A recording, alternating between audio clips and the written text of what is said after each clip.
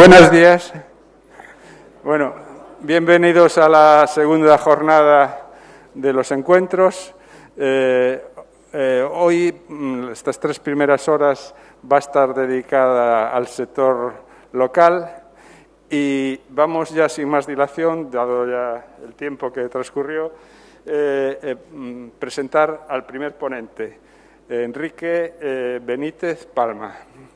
Enrique es licenciado en Económicas, es también especialista en materia de estadística metodológica y también fue consejero de la Cámara de Cuentas de Andalucía desde el 2015 al 2021. Enrique, además, tiene una dedicación a la educación, es profesor de máster en Córdoba, del mundo digital, está centrado sobre todo en el mundo digital, en el cual realizó varios cursos, uno de ellos es del MIT, y es también investigador en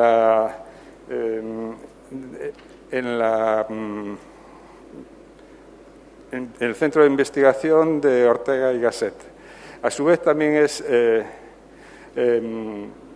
realizó muchas colaboraciones con distintas revistas y ediciones tanto privadas me refiero únicas o bien con colaboración con otras personas. Entonces, bueno, sin más, voy a presentar que venga aquí para la tribuna aquí. Entonces, tienes ahí. Muy bien, muchas gracias, Luis. ¿Hablo con micro? ¿Con mascarilla? ¿Va a llevarla sin mascarilla? Bien, me dan permiso para hablar sin mascarilla. Vamos a poner la presentación. La presentación no la tengo que poner yo, ¿no? Tiene que cambiar el... Ahí va. Bueno, muchas gracias a todos y a todas por estar aquí. Buenos días, son las 8:30. No, ya no. Ya no son las 8:30. Bueno, muchas gracias, Luis, por tu presentación.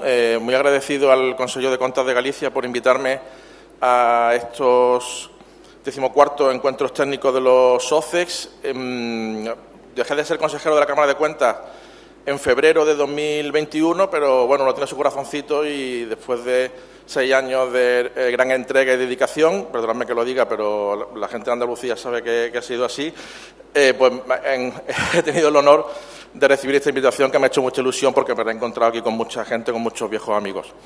Y sobre todo se lo agradezco a Constantino, a Tino y a Simón este detalle que han tenido conmigo, que agradezco muchísimo por poder estar aquí. Y también les quiero decir, antes de empezar, por romper un poco el hielo, ¿no?, que yo soy un niño golpeado con la cabeza del maestro Mateo, ¿no? Ayer tuvimos la visita a la Catedral de Santiago, que todos hemos conocido, y cuando yo tenía solo 9 meses, en julio de 1969, después de sobrevivir a un viaje en un SEA 850, en el que viajábamos mis padres, mi abuelo, mi tía, mis 3 hermanos, que eran mayores, y yo, con 9 meses, y de atravesar Mérida a 40 y tantos grados, no contenta a mi familia con esas pruebas de resistencia y de supervivencia, como si fuese una familia espartana, decidieron darme un golpe fuerte en la cabeza con la imagen del maestro Mateo. Oye, tengo que decir que estoy contento, ¿no?, y que el tema funciona.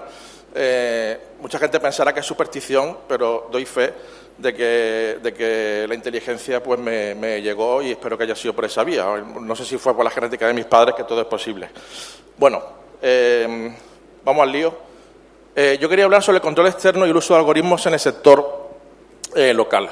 Mi intervención no va a ser excesivamente técnica, porque yo he sido consejero, tengo una perspectiva de gobierno, pero sí me gustaría alertar o llamar la atención sobre algunas tendencias que estamos viendo en administraciones públicas de otros países, sobre lo que está promoviendo la Unión Europea, que está invirtiendo muchos recursos y mucho dinero, mucha investigación en propiciar que el sector público se convierta en un sector público llamado data driven, gestionado a través de los datos. Se supone que con los datos las decisiones son más objetivas, porque el factor humano puede introducir subjetividad o arbitrariedad. Se supone que con el uso de algoritmos, inteligencia artificial, machine learning, son cosas diferentes, pero hay un magma ahí de conceptos, y he utilizado algoritmos porque es una palabra más de moda. Las decisiones pueden ser más objetivas. Lo tengo al revés, claro, por eso no pasa.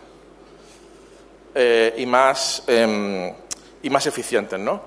Hay un autor que habla, Bruno Tweed, sobre el credo de la eficiencia aplicado a la inteligencia artificial, y desde el control externo, que siempre tenemos que aplicar en nuestros trabajos el escepticismo del auditor.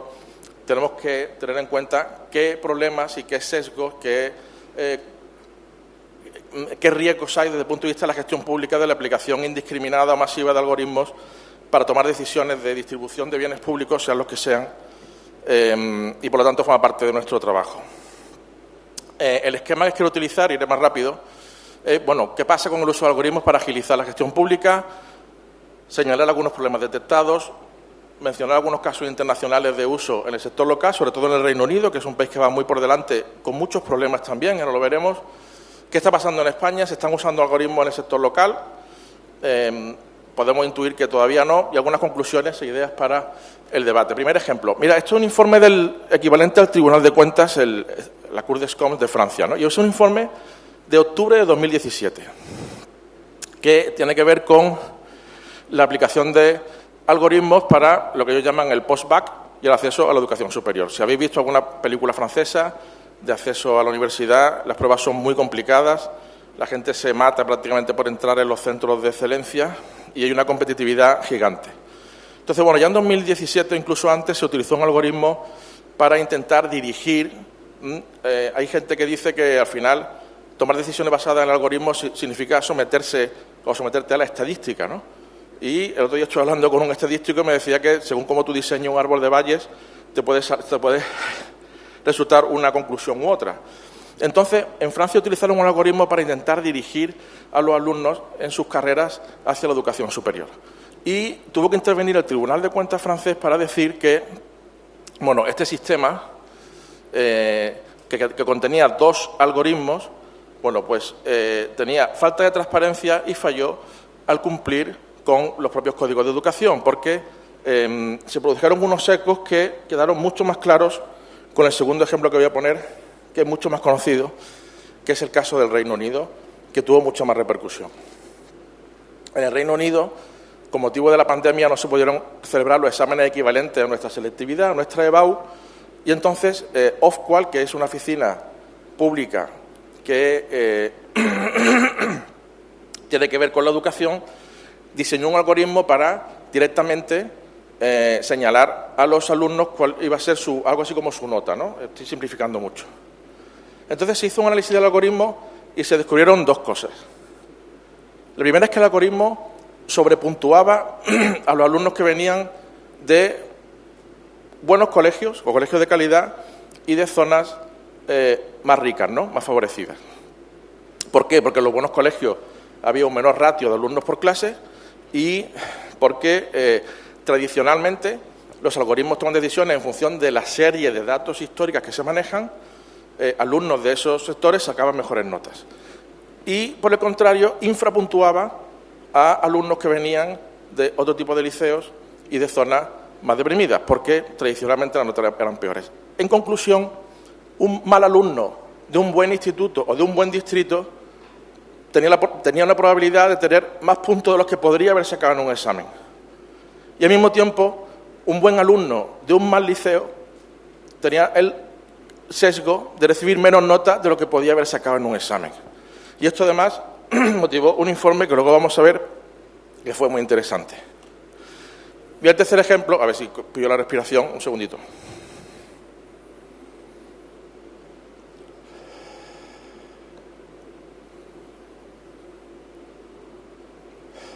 Ya. Y el tercer ejemplo, que ha sido verdaderamente escandaloso, se produjo en Holanda, la Netherlands Court of Auditors es muy pionera en este trabajo y tiene que ver con el uso de un algoritmo para detectar mapas de riesgo, no áreas de riesgo. La agencia tributaria, eso también se hace en España, también lo hace la Seguridad Social, utiliza algoritmos para que señalen áreas de riesgo, no para señalar posibles defraudadores, sino para señalar grandes bolsas de riesgo. Y este algoritmo de apoyo a la Administración tributaria decidió que cualquier persona inmigrante era un posible defraudador.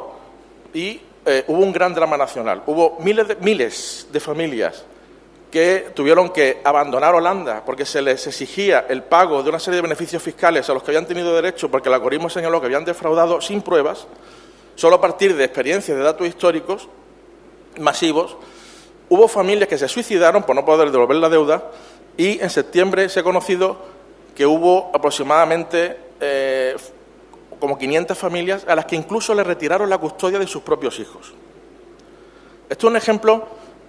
Esto hizo dimitir al gobierno de Mark Rutte en enero de 2021. Fue un gran escándalo. Mark Rutte volvió a ganar las elecciones, pero dimitió por este escándalo. Y esto es una prueba de lo que puede pasar si se aplican algoritmos para tomar decisiones públicas basadas en series históricas de datos que pueden tener información parcial o información secada. Incluso en Holanda, Amnistía Internacional, en octubre, publicó un informe muy contundente titulado Xenophobic Machines. Como Machine Learning, Xenophobic Machines, máquinas xenófobas, máquinas racistas, porque con el uso de datos habitualmente los colectivos más desfavorecidos suelen tener un tratamiento de información sesgado por parte de la Administración pública. Voy más rápido.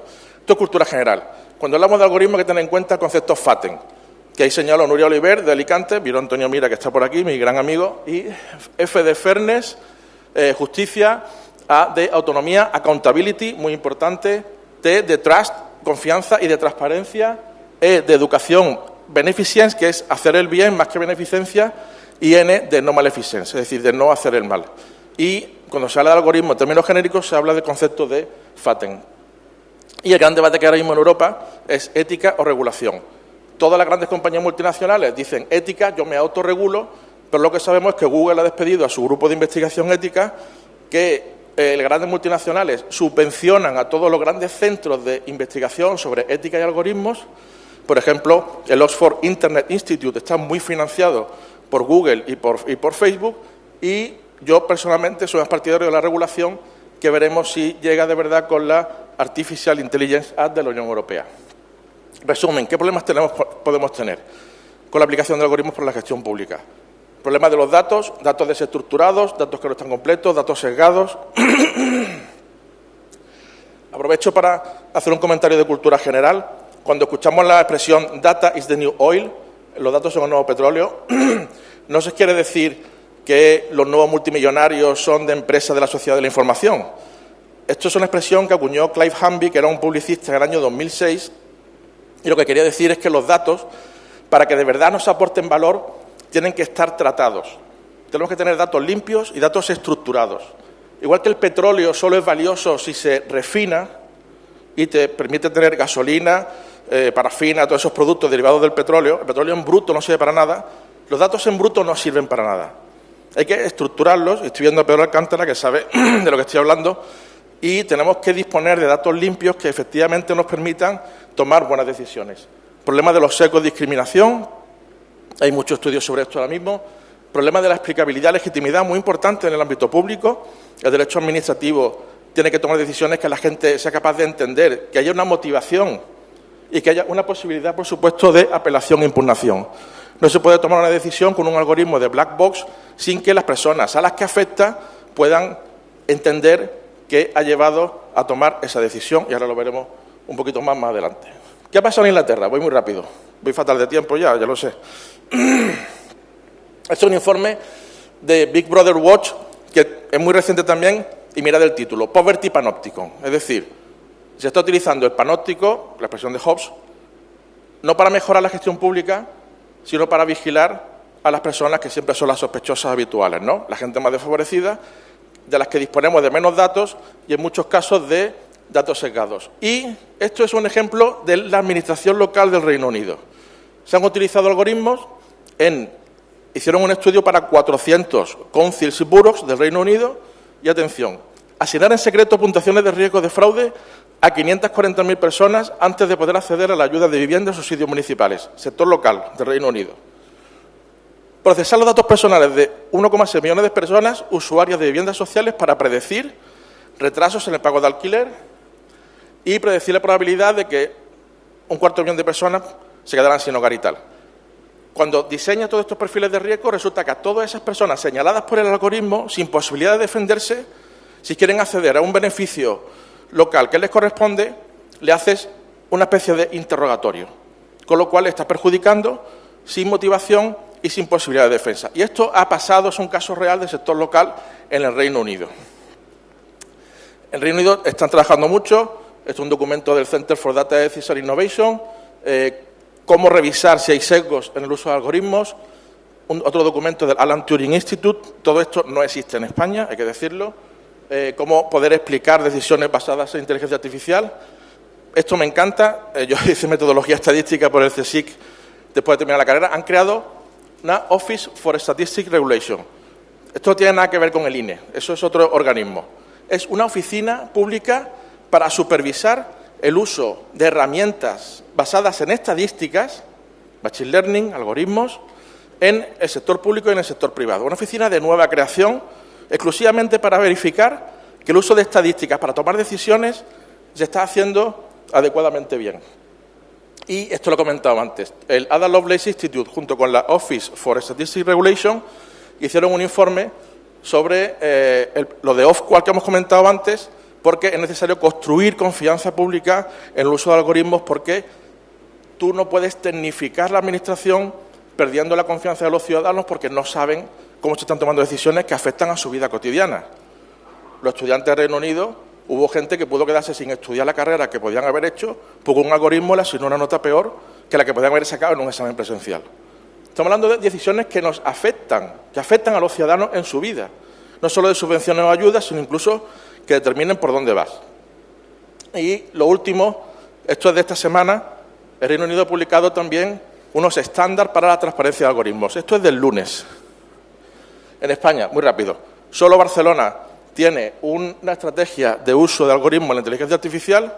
Anunciaron que iban a abrir un registro público de algoritmos, igual que Helsinki, igual que Ámsterdam, a fecha de 3 de diciembre a las 7:45 de la mañana todavía no está operativo, porque lo he estado verificando, pero Barcelona es la única ciudad española que se ha posicionado, que yo sepa, en este sentido. Andalucía se ha creado un observatorio en la Universidad de Cádiz que ha hecho un survey por el Ayuntamiento de Andalucía. Ninguno ha contestado que está utilizando herramientas basadas en inteligencia artificial. El Joint Research Center de la Unión Europea ha hecho un inventario de uso de IA en el sector público. Solo aparecen 12 iniciativas en España. El Ayuntamiento de Fuengirola, en Málaga, lo ha colgado un sistema de supervisión del acceso a las playas en verano con cámaras para medir el aforo de las playas. El único caso municipal que conozco. Y esto es un registro de algoritmos, pasa que está muy interesado, se llama OASI, y los últimos que han colgado son 3 algoritmos que usa el Gobierno de España, y lo interesante es que ninguno de ellos ha sido auditado. Es decir, en España se utilizan algoritmos, pero no se están auditando. Uno de ellos es Biogen, una consultora catalana que se llama Éticas, se ha ofrecido a hacer una auditoría, pero todavía no se ha contestado. Se están utilizando algoritmos para tomar decisiones o para ayudar a la toma de decisiones sin que haya habido una fiscalización. Ya termino, Luis. ¿Cuál es el horizonte? España puede. Julio, ayudas para la transformación digital y para financiar proyectos relacionados con la inteligencia artificial en el marco de la estrategia nacional y para aplicarlas en el sector público. Y la última noticia, también reciente, en el proceso de negociación de los presupuestos se aceptó una enmienda del partido Más País para crear una agencia estatal de algoritmos, que es algo sobre lo que el control externo debería estar pendiente. Y esto también de esta semana, que es muy reciente. Competencias digitales, esto es del INAP, ha salido esta semana, competencias digitales de los empleados y las empleadas públicas, y uno de los apartados tiene que ver con la necesaria formación en ciencias de datos para que pueda haber explotación de datos, algo que ya se está haciendo en el control externo, pero que va a más. ¿Qué puede hacer el control externo? Bueno, el 14 de octubre de 2020, coincidiendo con mi cumpleaños del año pasado, 5 Supreme Audit Institutions Finlandia, Alemania, Holanda, Noruega y el Reino Unido publicaron este documento que solo se ha leído Antonio Minguillón, como todos sabéis, y se titula Auditando los algoritmos basados en Machine Learning, algoritmos de autoaprendizaje. Y aquí dice algunas cosas interesantes, ¿no? Tenía resumen, luego lo podéis descargar, pero sobre todo el tema es, primera columna, la necesidad de formar equipos multidisciplinares, que ya se sabe, auditores que conozcan sobre qué se están tomando decisiones y auditores que conozcan sistemas de información. En muchos sitios se están haciendo auditorías de sistemas de información, pero es cada vez más importante tener conocimientos técnicos para poder, estoy viendo también a Valencia, para poder realizar estos controles, ¿no? Si el mundo de la gestión pública está cada vez más tecnologizado, nosotros tenemos que seguir a ese ritmo, que es una de mis grandes conclusiones. Y lo segundo es el tema de los datos, ¿no? Muy importante que se usen algoritmos exclusivamente por una finalidad, para que no haya perfilado y con una minimización de impacto. Y aquí también habla de algo de lo que se habla muy poco en España, que es la declaración de la evaluación de impacto de protección de datos, la DPIA, que es algo que empieza a estar generalizado en todos los países de Europa y de lo que en España se habla, francamente, muy poco todavía. Este resumen, termino. Y Holanda tiene, esto es público, no quería extenderme mucho sobre esto, una hoja Excel que se puede descargar cualquiera con un framework, un marco para poder hacer un trabajo de auditoría de algoritmos desde el punto de vista ético en cualquier administración. Está en inglés, pero es público y se puede descargar. 5 grandes claves: privacidad, igualdad de trato, no discriminación, derecho a la tutela judicial efectiva, es decir, tenemos que tener la posibilidad de apelar o impugnar cualquier decisión que nos afecte basada en un algoritmo, ejercicio de las potestades administrativas, ¿quién toma las decisiones? Una máquina, ¿quién la programa? ¿Se entrega la propiedad de un proceso a un externo, a una consultora? ¿Hay algún funcionario público detrás firmando? ¿Dónde está la motivación? Y tenemos que estar pendientes del Reglamento Europeo de Inteligencia Artificial con la definición del sistema de alto riesgo y cómo puede afectar a la gestión del sector público. Ya termino con la gobernanza del control externo. Con 5 grandes cuestiones. Estoy viendo a Lola Genaro, que te agradezco mucho que estés aquí, Lola. Y además estoy felicísimo de que hayas renovado como consejera del Tribunal de Cuentas. Ya te lo he dicho y te lo digo ahora en público, porque estaba haciendo un gran trabajo y lo va a seguir haciendo. Vamos hacia una administración pública basada en datos. Ojo, en España se habla mucho de que se tienen que jubilar miles de funcionarios y de que va a haber una gran sustitución. Lo que está en mente de la Comisión Europea y de la Unión Europea no es renovar la planta de empleados públicos, es ir modernizando la administración pública para introducir herramientas más técnicas, de manera que la gestión pública sea supuestamente más eficiente sin la necesidad de contar con tantos empleados públicos. Se va a invertir muchísimo dinero en esta transformación con los fondos Next Generation. Y en algunos países ya lo están haciendo. Entonces, vamos hacia eso. No vamos hacia, se van 500.000 empleados públicos, vamos a sacar 500.000 plazas. No, eso no es el objetivo. El objetivo es automatizar la administración, que es el segundo bloque. Se va a automatizar el gasto público. Te prometí un artículo sobre esto para la siguiente revista de control externo. Se va a automatizar la gestión de subvenciones, se va a decidir la distribución de gasto público en función de procesos basados en datos con una gestión algorítmica. En algunos sitios de España donde ya ha habido una automatización de estos procesos han fallado, ¿no? Con una ejecución presupuestaria, yo lo estudié en Andalucía, de solo el 26%. Esto lo tenemos que tener en cuenta. Si se automatiza el gasto público, ¿quién lo va a controlar? ¿Quién va a controlar que se hace bien? ¿Cómo podemos medir eso? Ahora mismo el control lo está haciendo la sociedad civil. Todos los grandes informes que hemos visto lo están firmando Big Brother Watch, Algorithm Watch, el Montreal IETHIS, que es un sitio extraordinario. Yo quiero que haya un control institucional. Yo creo que haya una gobernanza institucional del gasto público, ¿no? La sociedad civil está muy bien. En España no existe la sociedad civil. ¿Quién controla la tecnificación del estado del bienestar? Yo apuesto por el Tribunal de Cuentas y apuesto por los OCEX. Ese es mi modelo de gobernanza. Y ese es uno de los argumentos de mi ponencia. Cuarto gran punto, riesgos de elusión de controles por capacidad técnica. ¿Qué pasa si el Ayuntamiento de Barcelona implanta un algoritmo para distribuir 100 millones de euros en subvenciones a familias? ¿Y si no estamos preparados para fiscalizar eso? ¿Los grandes ayuntamientos pueden subirse al carro de la tecnología o la Administración General del Estado, que sí lo puede hacer, para eludir los controles porque el controlador no está preparado, no tiene la capacidad técnica suficiente? Bien, es un riesgo que señalo desde el punto de vista de la gobernanza. Y en otros países los SAIs ya han tomado iniciativa. Dejo aquí alguna lectura sugerida en castellano, porque el tema es apasionante, para que cuando se cuelgue la presentación en la web. Y, perdonad si me he pasado de tiempo, no me ha hecho ninguna señal. Espero que haya sido interesante y, sobre todo, lo que se trata es de alertar sobre el mundo que viene y sobre la necesidad que tenemos los órganos de control externo, y me incluyo en primera persona porque en espíritu sigo estando ahí, para estar preparados para poder fiscalizar si efectivamente a partir de ahora el gasto público se distribuye con decisiones difíciles de explicar y imposibles de impugnar. Muchas gracias.